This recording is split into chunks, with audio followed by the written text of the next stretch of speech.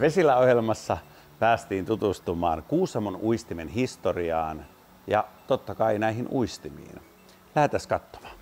Kuusamon uistin tunnetaan tietysti kotimaisesta työstä, käsityöstä. Me tehdään kaikki nämä Suomessa. Meidän omalla tehtaalla Kuusamossa kaikki meidän uistimet, mitä me myydään.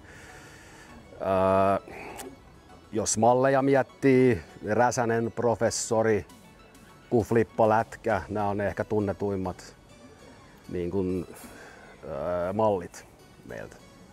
No, aikaisemmin oli ehkä se, että värejä oli 5-6, jos katsoo meidän vanhoja katalogeja 70-luvulta.